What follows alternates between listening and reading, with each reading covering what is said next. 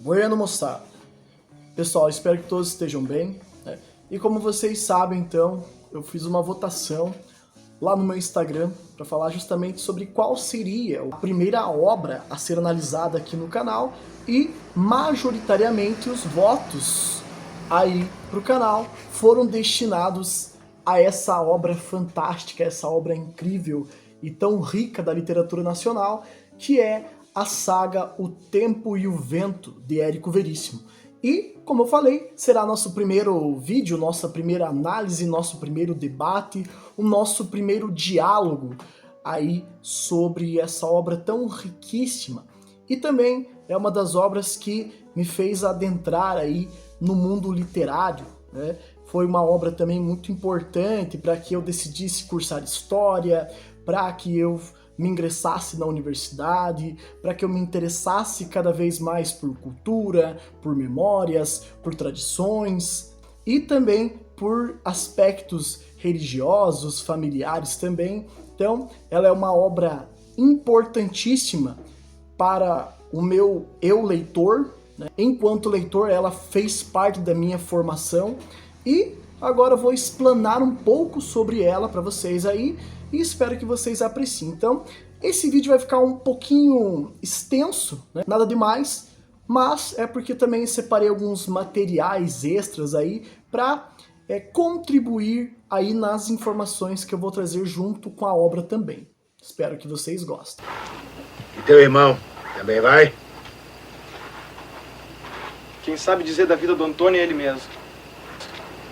E peço já de antemão, né, que vocês curtam, comentem, compartilhem esse vídeo com seus amigos, familiares, com quem vocês sabem que gosta de livros, de literatura, ou que gosta dessa tradição gaúcha também. Eu tô aqui já com a camiseta do Grêmio, já também honrando, né, respeitando a história regional, por que não, né? Apesar de ser paranaense, em minhas veias corre também o sangue gaúcho por parte paterna.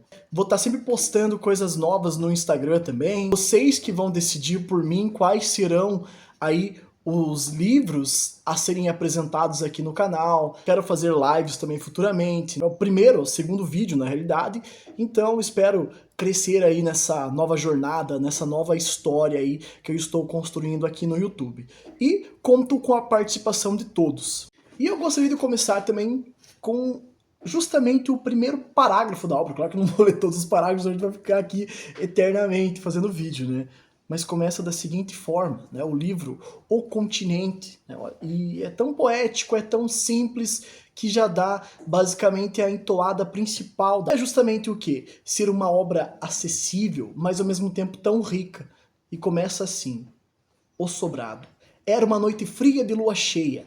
As estrelas cintilavam sobre a cidade de Santa Fé, que de tão quieta e deserta parecia um cemitério abandonado. Era tanto o silêncio e tão leve o ar que se alguém aguçasse o ouvido, talvez pudesse até escutar o sereno em plena escuridão.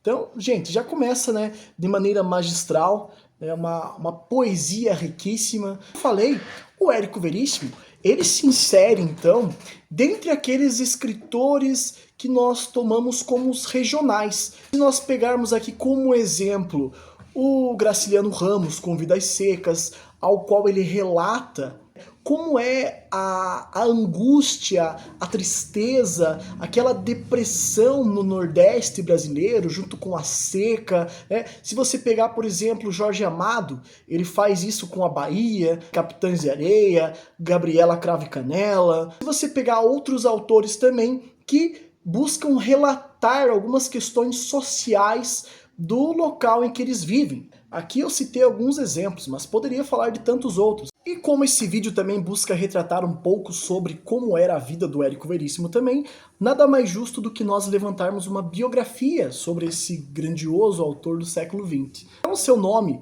Érico Lopes Veríssimo, ele que nasceu no dia 17 de dezembro de 1905. Então, basicamente é um cara que nasceu justamente no início do século XX. Então, ele vivenciou muitos fenômenos sociais, políticos econômicos e culturais que ocorreram no Brasil na década de 30, década de 40, Segunda Guerra Mundial, Guerra Fria, né? Então, e ele acabou falecendo, né? Ele, na verdade, nasceu então em Cruz Alta, Rio Grande do Sul, e inclusive há um livro, há uma coletânea dele que eu tenho aqui também, que se chama Solos de Clarineta, ao qual ele fala que foi muito importante para ele enquanto escritor ter nascido numa cidade pequena, porque isso aguçou ainda mais a observação dele nas pessoas, né, nos transeuntes, e também ele veio de uma família tradicional, uma família abastada do Rio Grande do Sul.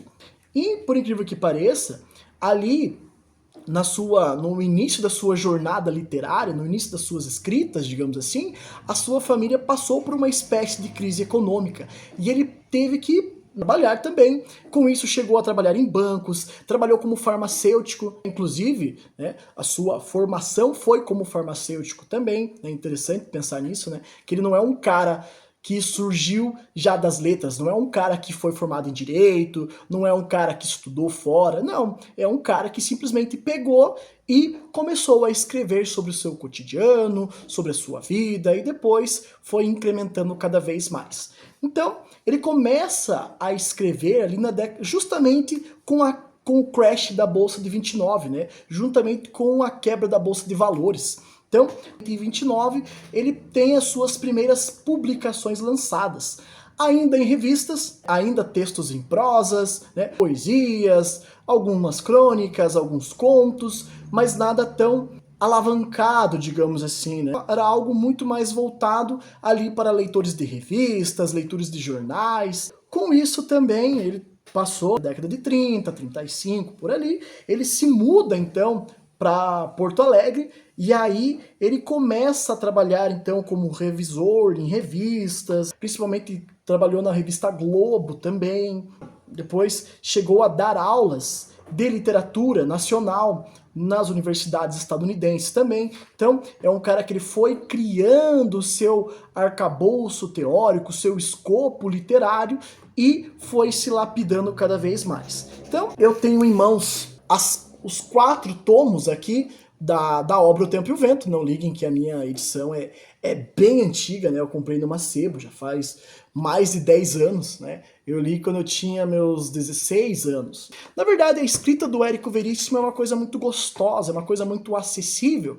Claro, que se você tiver um conhecimento sobre fenômenos políticos e históricos, você vai reconhecer ainda mais. Como eu falei, tem as obras do Tempo e o Vento, né, que ele começou a escrever no final da década de 40 e termina na década de 60. Né? São mais aí quase de 20 anos de produção voltado a uma saga tão importante aí para a literatura nacional. O Clarissa, que foi a sua obra de estreia na literatura nacional, que foi publicado ainda em 33. É um cara que escreveu muito. Eu tenho, inclusive, de presente que eu ganhei de um grande amigo meu, que eu levo pro coração eternamente, né, do William Vasco, que me presenteou com uma coletânea, uma coleção aqui das obras do Érico Veríssimo. Eu já tinha O Tempo e o Vento, já tinha algumas obras ali, e agora eu tenho a coleção completa, graças a esse grande professor, a esse grande historiador também, e futuro advogado também. Então, William Vasco aí, sei que estará assistindo aí nosso canal aí. Um forte abraço, meu querido, tudo de bom, viu? Mas voltando aqui então ao Érico Veríssimo, e ele, os primeiros literatos a viver justamente da literatura, né? Porque se você pega outros autores, eles tiveram que ter um outro trabalho e conciliar com a escrita. No momento em que o Érico Veríssimo começa as suas produções, aí ele já volta totalmente o seu mundo, o seu trabalho para o viés literário. Falei, a escrita dele é algo simples, acessível, sucinta, não é uma escrita carregada, não é uma escrita cheia de clichês também, e sim uma coisa agradável, né? E a obra, então, O Tempo e o Vento, ela se insere enquanto um romance histórico de caráter regional. Nós podemos dividir basicamente em 3 tomos. O primeiro, O Continente, o segundo, O Retrato, e o terceiro, O Arquipélago. Então, nessa primeira fase, nessa primeira estrutura narrativa, digamos assim, o continente ainda conta sobre a formação do Rio Grande do Sul, a formação do estado, desde o final do século XVII, início do século XVIII, e também a formação dos vilarejos, das cidades em si no Rio Grande do Sul, a formação das famílias gaúchas também, as disputas de interesses e políticas também, e a obra, no caso, né, se for dividi-la nesses 3 tomos, ela vai desde o final do século XVII, início do século XVIII, e expande-se até ali a década de 30, 40, com o Getúlio Vargas no poder aqui. Então, a obra, basicamente, aborda diversas questões muito interessantes para os estudos nacionais. Por que eu digo isso? Porque ela fala sobre as guerras civis, que formaram muito o estado do Rio Grande do Sul, e também a Revolução Farroupilha, revolta ainda dos gaúchos diante do Império Português, também a Guerra do Paraguai, e também tem a sua importância historiográfica aqui para o Brasil também. Todos esses movimentos que eu falei, todos esses fenômenos sociais, políticos, econômicos, eles se inserem como pano de fundo para a construção da obra. Então, é como se o próprio Rio Grande do Sul, no Tempo e o Vento, fosse uma personagem. O tempo é aquela cronologia, né, século XVII, XVIII, XIX e até ali meados do século XX, um pouco antes da metade do século XX, década de 30 mais precisamente, e o vento é aquele que sopra realmente as costas dos personagens e que vai moldando como se fosse realmente um corte, né, uma tesoura, essas temporalidades. E na obra, né, quando você termina de ler, você entende que a tesoura, claro, é um objeto em si, né, palpável, real, e na história ela é algo geracional. Por quê? A tesoura utilizada para cortar o primeiro cordão umbilical da família ainda da Ana Terra é a mesma que vai ser utilizada lá com o nascimento dos seus tataranetos, no caso. Então, é muito interessante porque é um drama, uma história familiar. Então, se você gosta, por exemplo, de ouvir os relatos da sua família, se você gosta de ouvir os relatos dos seus bisavós, dos seus avós, né, quem os tem ainda, né, cuidem bastante deles, por sinal, porque eles são memórias vivas daquilo que nós somos. Então é muito interessante porque essa obra, ela é basicamente uma narrativa, né, às vezes linear, às vezes não tão linear assim, mas voltado para jogos de interesse de diversas famílias, né? Você pega lá as personagens como Ana Terra, a Bibiana, né, o próprio Capitão Rodrigo, que é basicamente o quê? A essência daquilo que é o gaúcho viril, o gaúcho que busca a sua robusteza, digamos assim, é aquele que vive acima do cavalo, é aquele que não mora num local específico, ele é nômade. Por quê? Porque para ele, o lombo do cavalo representa mais do que o seu lar, digamos assim. O cavalo é seu companheiro de jornada, seu companheiro de trabalho, seu companheiro de gineteada, de labuta, né, de guerra também. Então, como ali há uma espécie de conduta, um código de conduta, de honra, de justiça, de lealdade para com os seus compadres, né, com aqueles que você divide o chimarrão, aqueles que lhes ajudam na carneada. A obra em si ela vai se construindo muito a partir disso, dos diálogos, é claro, e também tendo como pano de fundo os acontecimentos desse mundo mais ruralizado, desse mundo mais campesino aqui no Brasil do extremo sul. A importância da charqueada, das famílias rurais também que detêm o monopólio. Cada tomo ela acompanha, digamos assim, uma geração aí dos períodos dessa família Terra Cambará, né? Então é uma obra lindíssima, extremamente rica em todos os sentidos, porque ela não fica só naquele mais do mesmo. Não é uma história água com açúcar, é uma história que ele prende, que ele puxa, e você sente de fato, né, o tempo percorrendo aí a sua jornada e o vento aí balançando a crina dos cavalos enquanto você vai lendo. É uma coisa assim espetacular e de uma forma muito bonita, muito poética. A metáfora, como eu falei, da tesoura, por exemplo, e também você tem lá os últimos nascimentos também coligados com aquela mesma tesoura lá do século XVIII, né, da parteira Ana Terra. Né? Muito interessante, e sim muito bonito, né, muito expressivo na obra do Érico Veríssimo também. Então, como eu já falei, aqui temos personagens centrais aqui, então, né, como o Capitão Rodrigo, né, vou passar para vocês agora um trechinho. Vós mercê tem um jeito de olhar que faz ferver o sangue da gente. Não tenho culpa.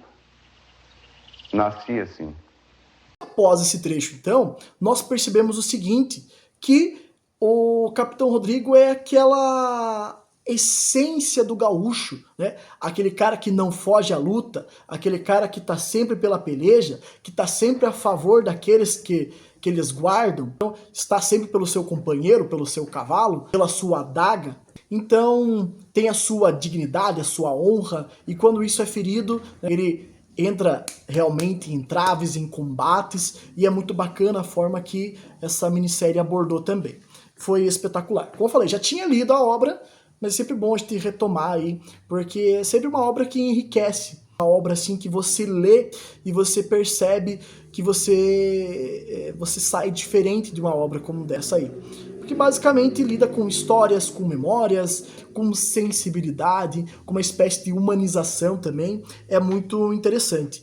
E os temas, eu falei que são abordados aí no Tempo e o Vento, podemos pensar questões de pertencimento, quem é o indígena na obra, quem é o estrangeiro na obra, quem é o gaúcho de fato, qual a importância do gaúcho para esse mundo aí, o impacto das guerras, né? Você pega a Guerra do Paraguai, por exemplo, no segundo e terceiro tomo, é fantástico, né? Há uma descrição ali visceral de como a guerra afeta o pensamento das pessoas, as famílias, né, as mulheres que passam a ser enfermeiras dos seus maridos, dos seus filhos, dos seus pais, que veem seus entes queridos sendo consumidos pelas guerras aí.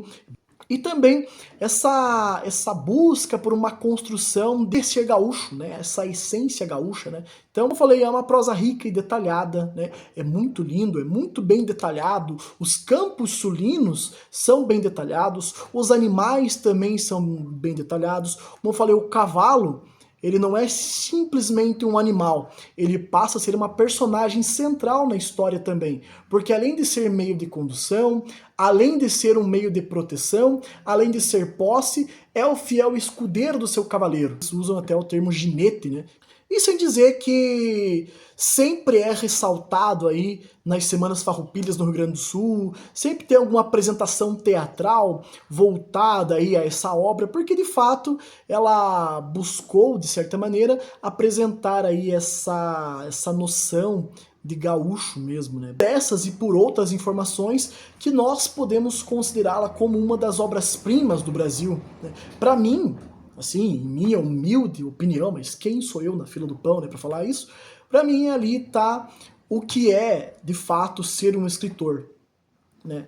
Não é você escrever difícil, não é você pegar um amontoado de informação e jogar no teu livro, e sim você pegar as informações de um período, você se debruçar sobre eles, mas ter um carinho especial, ainda mais por aqueles que irão ler a sua obra. Então, por isso que para mim o Érico Veríssimo, ele é tão importante.